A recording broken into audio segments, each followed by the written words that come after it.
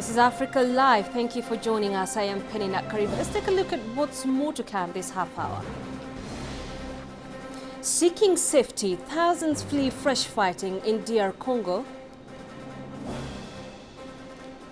And Man City gears for pre-season tour matches in South Africa.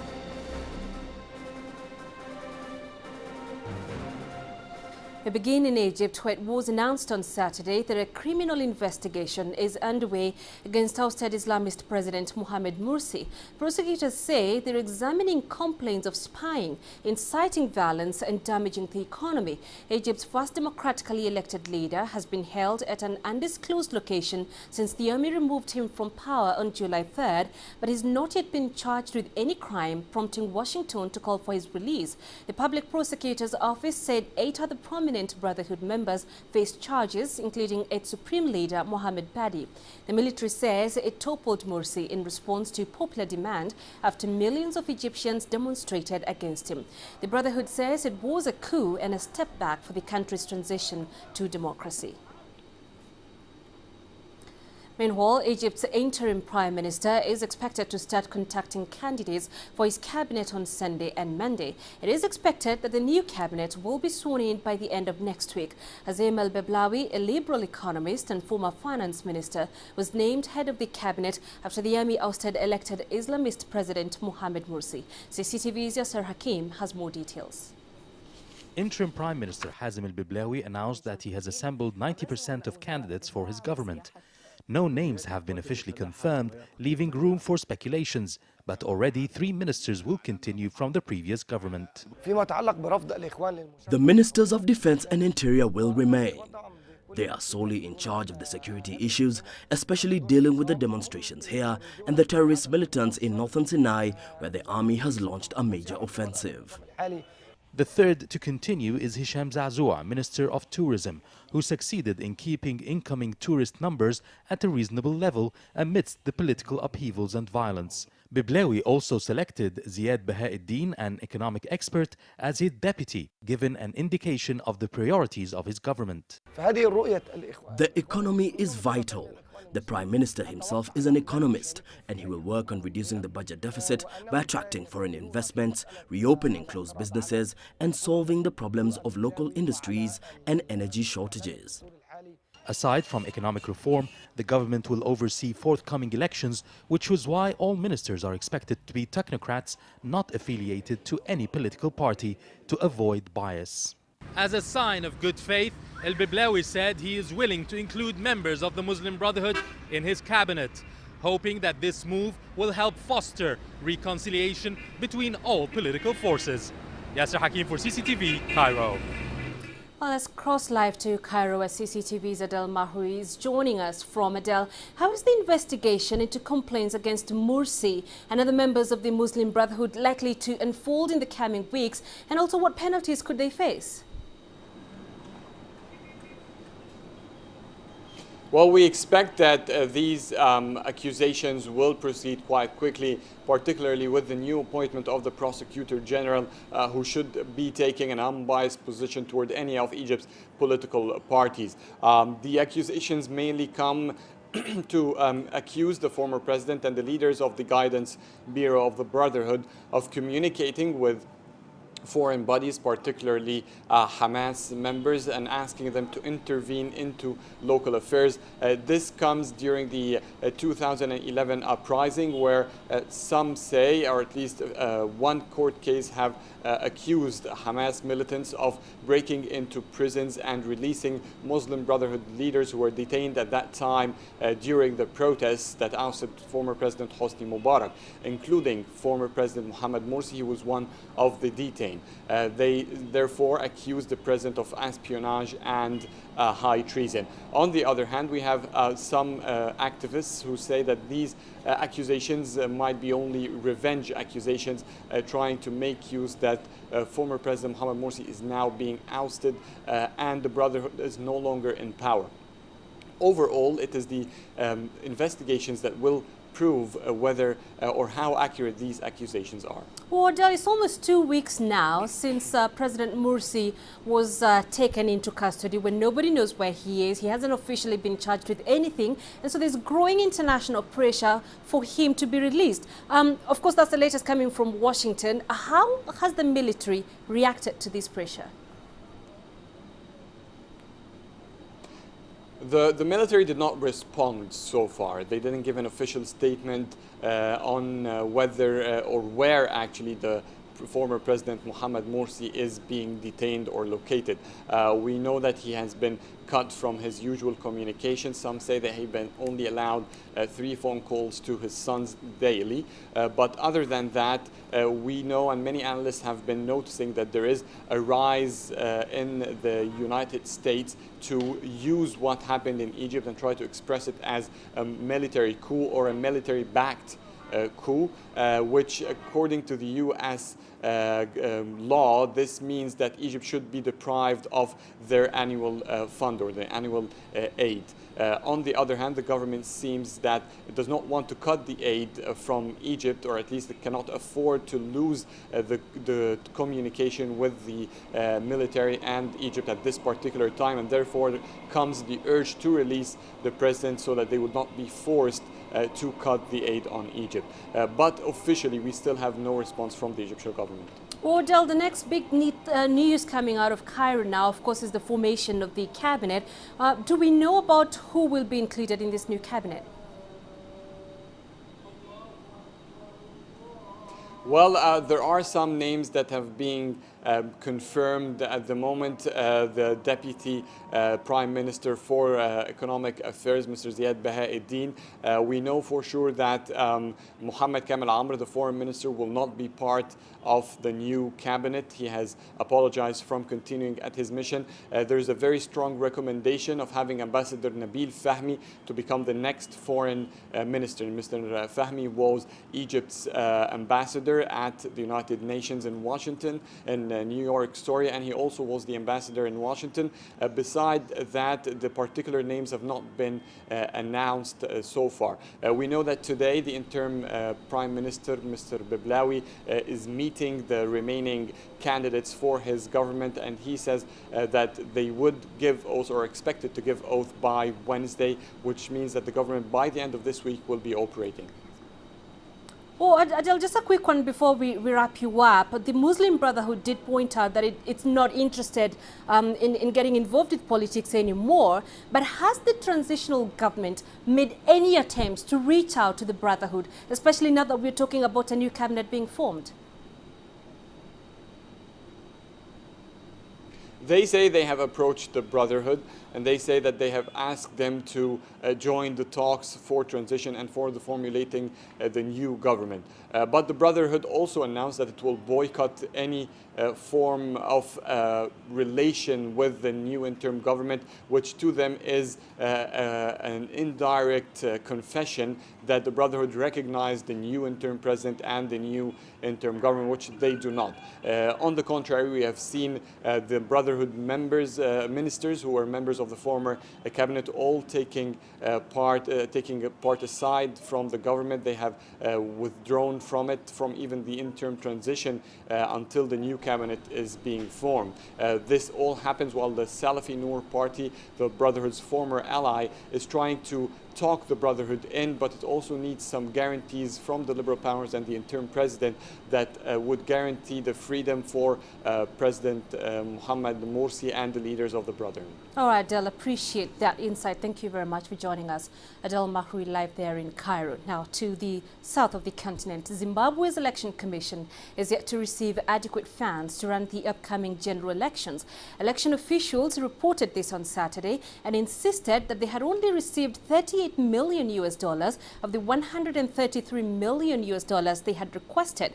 The announced shortfall came as Zimbabwe's voting process is due to kick week off on Sunday, with members of the police and army who are expected to be on duty on July the 31st casting their ballots early. President Robert Mugabe proclaimed the July 31st poll despite calls by regional mediators for a delay to allow the completion of democratic reforms and a cleanup of chaotic voters' lists. Prime Minister Morgan Tsvangirai has been in a shaky coalition with Mugabe since the last violent and disputed polls in 2008. We did submit a budget of $133 million, out of which we have now received $38 million, leaving a balance of $95 million, which we are expecting to be disbursed to us before the 31st of July. Let's take a break. Coming up. Homebound, UNHCR strategy to repatriate thousands of Somali refugees in Kenya.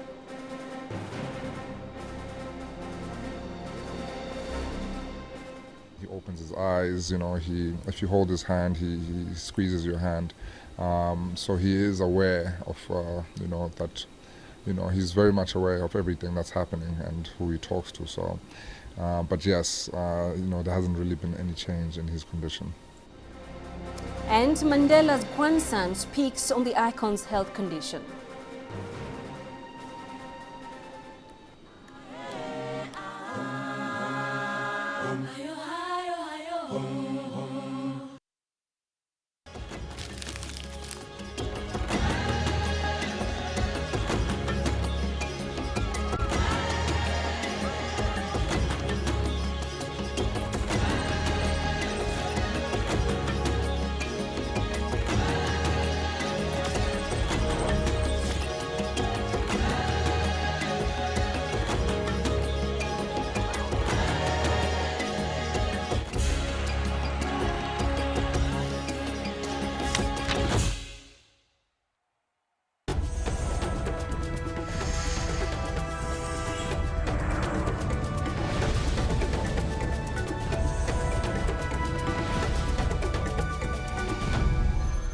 Welcome back. The Global Refugee Agency, UNHCR, has proposed the formation of a body that will handle the repatriation of Somali refugees from Kenya. More than 500,000 refugees are expected to go back home with concerted effort by groups from Somalia and Kenya. However, UNHCR argues the process should not be premature as the returnees may contribute to the destabilization of Somalia. CCTV's Gurum Chala tells us more.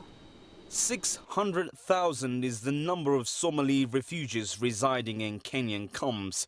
There are also some 240,000 Somalis in the Ethiopian refugee camps at the moment. These persons in exile can now plan their lives ahead in their own land, as the Global Refugee Agency has proposed the formation of a body that will handle the repatriation of Somali refugees from Kenya and other neighboring states. In the longer term, we are discussing with the governments that are hosting Somali refugees, Kenya, Ethiopia, and the government of Somalia, to prepare for that eventual repatriation of the refugees to the country when the conditions are conducive.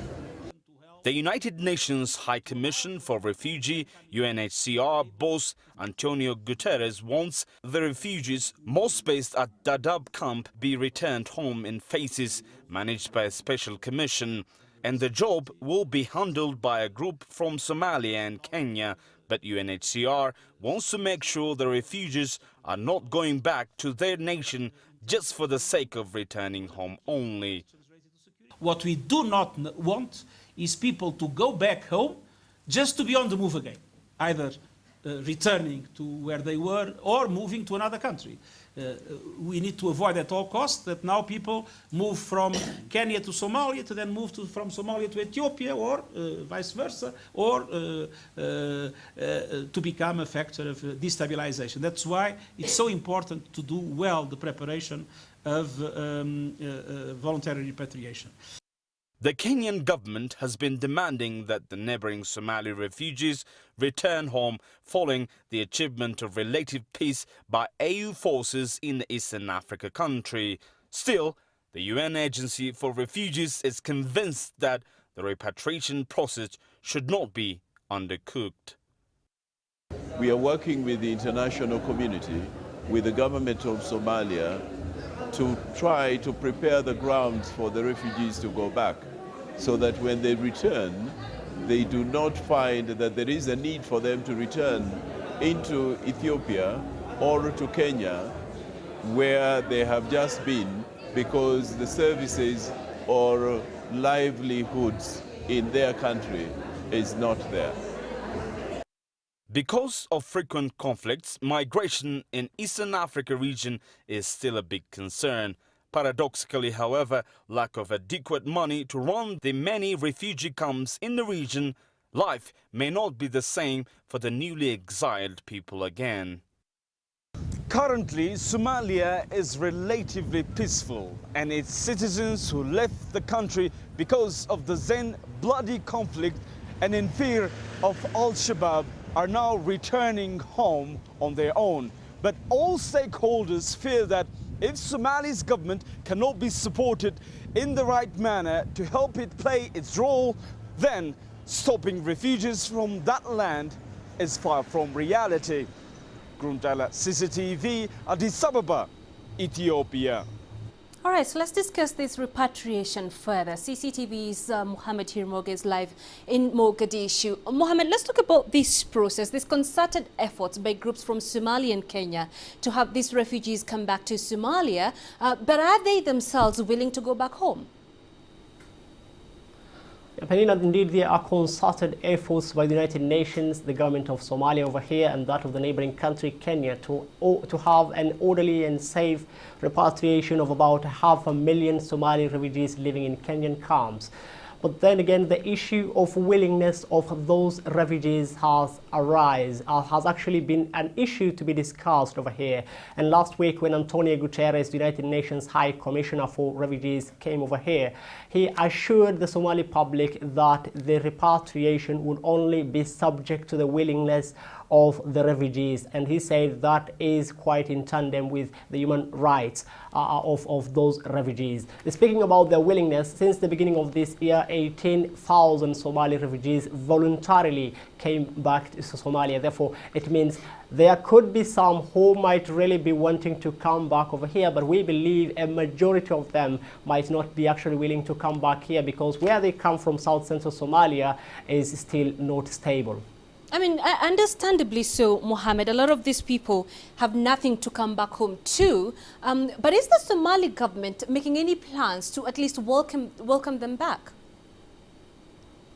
Well, the Somali government has been speaking about plans to have the refugees come back, plans to resettle the 1.1 million internally displaced persons in the country itself, but the Somali government is yet to offer a schedule of events on how soon the process can begin.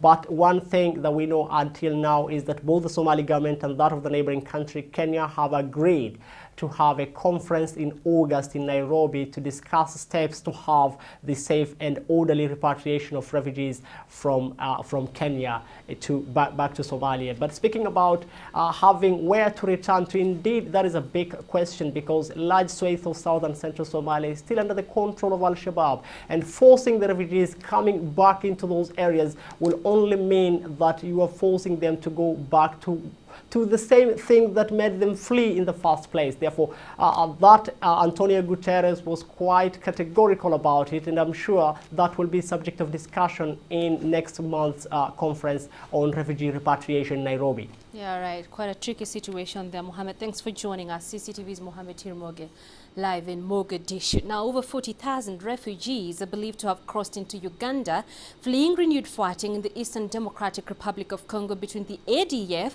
rebels and the Congolese army. However, the Uganda Red Cross Society says it's registered over 18,000 refugees who have crossed into the country.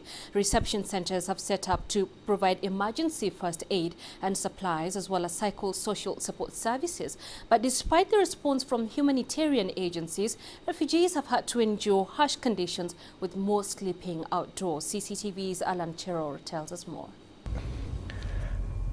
45-year-old mother of 6, Topista Bukandeketa, waits in line to get registered. Only 2 days ago, she had a home in Kamongo town, Eastern DRC. But today she's seeking refuge in neighboring Uganda. Topista fled the DRC's North Kivu province together with over 18,000 refugees, all fleeing an attack on Thursday by the Allied Democratic Forces, or ADF, an Islamist group that originated as an insurgency movement in Uganda during the 1990s. The rebels relocated to eastern Congo after being driven out from their base in western Uganda by the Uganda government forces. She now has to set camp at Budandi Primary School together with over 15,000 others who have to endure harsh conditions, most notably sleeping out in the open. We've run from the fighting, we've seen guns and people have died, so we've run here to Uganda to save our lives. But we're suffering, especially the children. We sleep outside and we're hungry, we're suffering. While she waits in line, the Red Cross staff have to go through the process of registering the refugees, whose numbers are increasing every hour while trying to address their immediate challenges. As an agency, we are having a challenge of water and sanitation. The sanitation is very poor. There is no clean access of water, access of safe clean water is a challenge. Also, people have no food. Since yesterday, nobody has provided food. Topista takes us under this tree. This is where her and her family have been living for the past 2 days. Across the camp, most of the population are women and children under the age of 10, all struggling to eke out a living in their new refugee status. While food and water presents a big challenge for humanitarian agencies, they still have to tackle another challenge of providing shelter for these refugees who have been forced to live under such close quarters. Thursday's attack in the DRC occurred in a region which is rich in mineral resources and home to several militant groups, largely beyond the reach of the Congolese security forces for decades. The Uganda's People Defense Forces have been sharing intelligence regarding the ADF with the military of the Democratic Republic of Congo, but there is some disagreements as to which national force is immediately responsible for addressing the threats posed by the Ugandan militia operating in the DRC. Alan Cherol, CCTV at the Uganda-DRC border.